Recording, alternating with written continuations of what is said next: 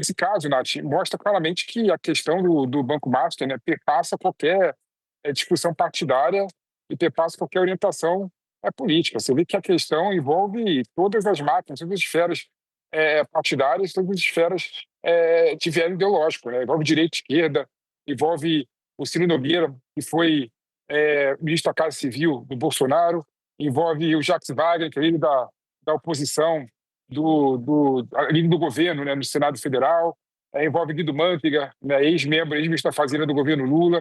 Ou seja, pega todo mundo, né? Pega todo mundo. Realmente, esse pessoal que vive a política como se fosse torcida organizada, né? Que vive um Vasco e Flamengo, né?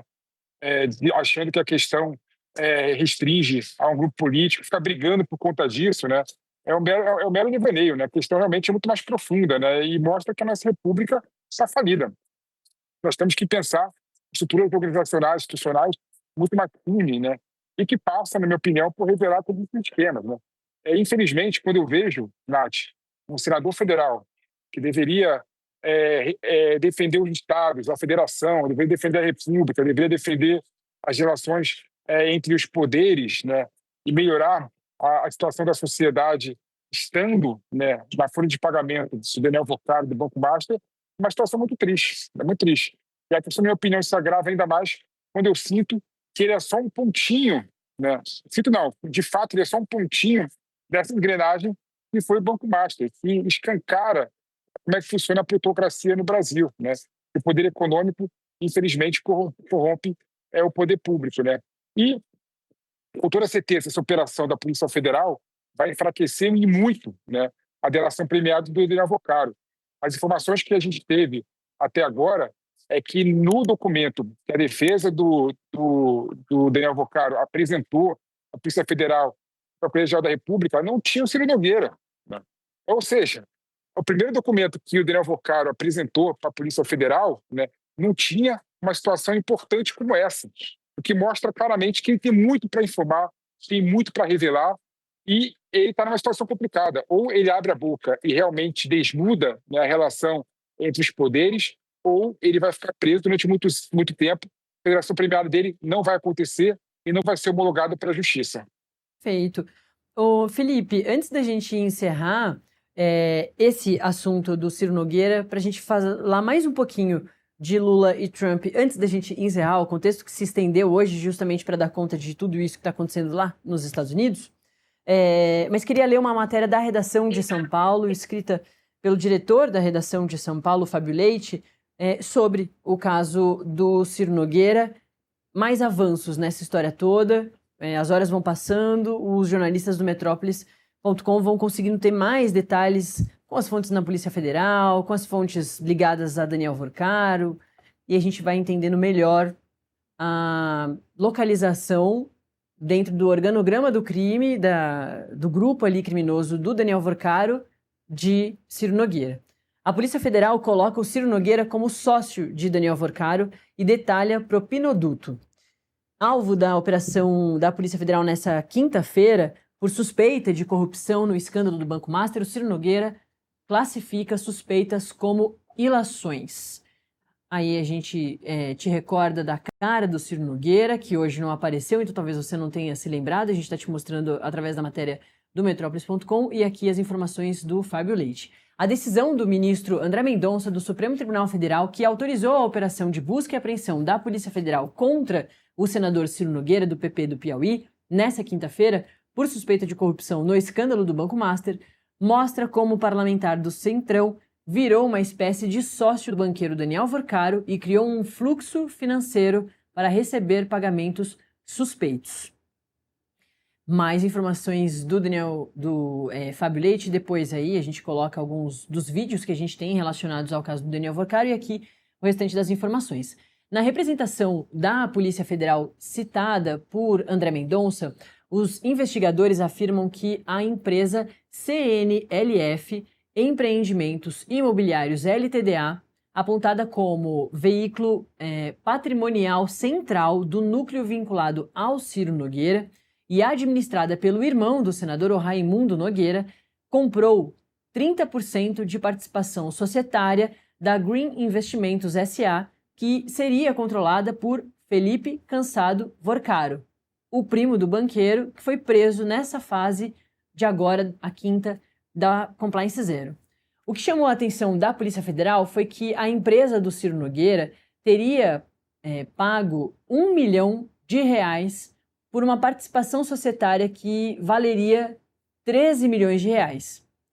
Para evidenciar a subvalorização do negócio, os investigadores citam que na distribuição dos dividendos de participação da Green e outra empresa chamada Trinity, o Felipe Vorcaro disse ao primo dele, ao Daniel Vorcaro, que eles receberiam R$2,4 milhões correspondentes a 30%, a 20%. A defesa do Ciro Nogueira repudia qualquer ilação de ilicitude sobre essas condutas todas e assim como a gente coloca aqui a decisão do ministro André Mendonça, uma parte com base na representação da Polícia Federal. O ministro André Mendonça disse o seguinte, abre aspas, além da divergência substancial entre o valor de mercado e o valor efetivamente pago pela aquisição da referida participação societária, sinalizando uma vantagem negocial em favor da empresa adquirente na ordem de R$12 milhões, os investigadores verificaram ainda a existência do comando específico de Daniel Vorcaro e Felipe Vorcaro para que a participação societária envolvida no negócio ensejasse a percepção de dividendos sem que a operação ingressasse no radar de eventuais mecanismos de fiscalização, fecha aspas. Vamos subir mais um pouquinho para ler mais um parágrafo dessa matéria do Fábio Leite, que tem um avanço aí, uma análise também de tudo que a gente já sabe de Daniel Vorcaro com o Ciro Nogueira. Ainda segundo a PF, foi o Felipe Vorcaro, o primo preso hoje, que era presidente da Green Investimentos, quem criou o fluxo de pagamentos do grupo para a empresa do Ciro Nogueira, por meio de uma outra empresa chamada BRGD SA. Em mensagens obtidas pela PF, eles classificam esse esquema como parceria BRGD e CNLF, que teria resultado, segundo a PF, em, abre aspas, pagamentos mensais em favor do senador de R$300 mil, com indícios de que teriam sido posteriormente aumentados para a importância de R$500 mil, fecha aspas. Esse valor dos R$500 mil é a tal da mesada que o Ciro Nogueira pode ter recebido mensalmente, uma mesada de Daniel Vorcaro, através da empresa. E eu lembro, o Felipe Monteiro, o nosso Felipe Monteiro, já tinha destacado isso lá no comecinho do contexto de hoje, quando a gente focou em Ciro Nogueira, que o Cacai, um dos advogados do Ciro Nogueira, hoje, mais cedo, logo depois das buscas e apreensões da PF na casa do Ciro Nogueira aqui em Brasília, ele saiu dessa resposta sobre a mesada, dizendo que, não, o Ciro Nogueira nunca recebeu mesada do Daniel Vorcaro. Eles tinham apenas uma relação natural de um senador importante com um grande empresário.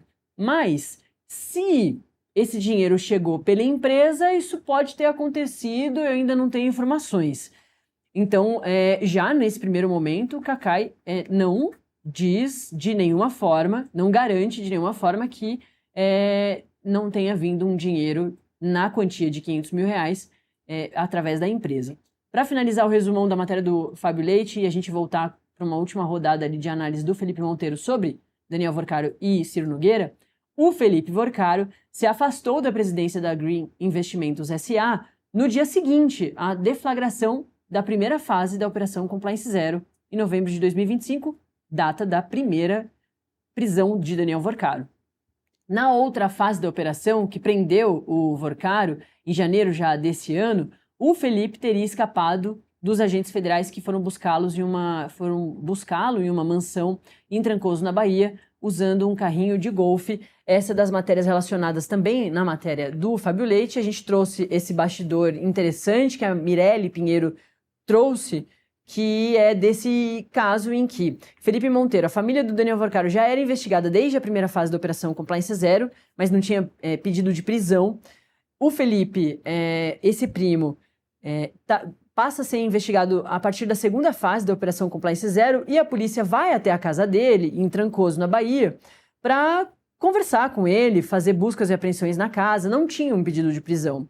Mas antes mesmo da polícia bater, 20 minutos antes da polícia bater na porta do Felipe Vorcaro, ele sai da casa, abandona a casa com um carrinho de golfe. Ele e um amigo, um outro homem que estava ali o acompanhando. E fica essa situação de que Felipe poderia ter recebido informação de que a polícia estava chegando na casa dele e também já uma fuga antes mesmo do pedido de prisão, que acontece agora a partir da quinta fase da Operação Compliance Zero. Felipe Monteiro, de volta para fazer essa última análise de Ciro Nogueira e Felipe Vorcaro e Daniel Vorcaro e esses outros elementos importantes que surgem a partir da quinta fase da Operação Compliance Zero. Nath, lavagem de dinheiro, né, está ligada diretamente a essa confusão patrimonial, né? Ocultar patrimônio é exatamente o conceito de é um dos conceitos de lavagem de dinheiro. Então, quando você vê, por exemplo, o Banco Master, Daniel Vorcaro, Felipe Vorcaro, tinha uma confusão, o Ciro Nogueira tinha uma confusão patrimonial muito grande, né? É para dar uma roupagem legítima e ilícita, né? Uma roupagem, porque, no fundo, todo mundo sabe que é ilícito, todo mundo sabe que é lavagem de dinheiro, sabe que é corrupção, né?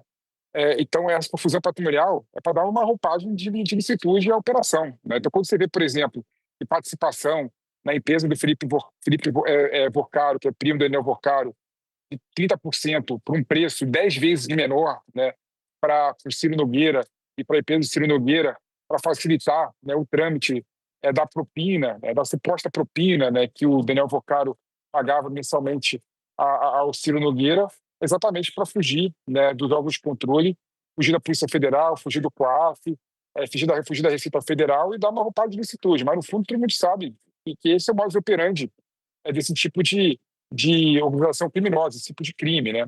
Então, dificilmente, né, apesar do Cacai ter adiantado parte da sua estratégia de defesa, defender, né, que a relação do Ciro Nogueira com o Daniel Vorcaro também era uma relação empresarial, né, de sociedade entre empresa, ou que tem mais a ver com a empresa dele do que com ele, pessoa física, né? Muito provavelmente não vai dar certo, não vai adiante esse tipo de defesa, né? Mas é uma linha de defesa, é uma linha de argumentação, mas que foge, na minha opinião, tendo visto que já foi divulgado pela Polícia Federal, né? Daniel Vorcaro mandando mensagem para o Ciro Nogueira, Daniel Vorcaro apresentando a minuta do projeto de lei que aumenta o fundo garantidor para R$1 milhão na proteção, né? Tudo isso mostra claramente que, na verdade, o Daniel Vorcaro e o Ciro Nogueira tinham uma relação de simbiose, uma relação de benefícios mútuos no outro, né? Enquanto o Ciro Nogueira ganhava R$500 mil de mesada e tinha a conta paga em viagem para o exterior, Daniel Vorcaro tinha também benefício de um senador da República defender seus interesses perante os órgãos da República, né? Então, realmente, eu creio que é muito difícil, né, o Ciro Nogueira fugir dessas acusações.